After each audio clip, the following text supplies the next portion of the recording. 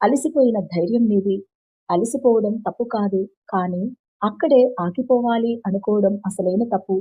నీ మంచి మనసు నీకు శాపం కాదు. నీ మంచి మనసుకు అర్హులైన వారు రాలేదు అంతే.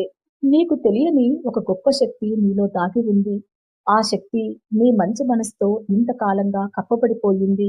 ఇప్పుడు ఎదుటివారి నిజస్వరూపాలతో నీ మనసులోని మాయ అనే పొరలు తిరిగిపోయాయి. ఇప్పుడు నీలో దాగి ఉన్న ఆ శక్తే నిన్ను ముందుకు నడిపిస్తుంది. అది మళ్ళీ నిన్ను జీవితంలో ఉన్నత స్థానంలో నిలబెడుతుంది. నీ జీవితాన్ని మరింతగా ప్రకాశవంతంగా చేస్తుంది. నీవు అనుకున్నట్లుగా నీ జీవితం ముగింపు దశలో లేదు. నీ జీవితంలో రెండో అధ్యాయం ప్రారంభమయ్యింది.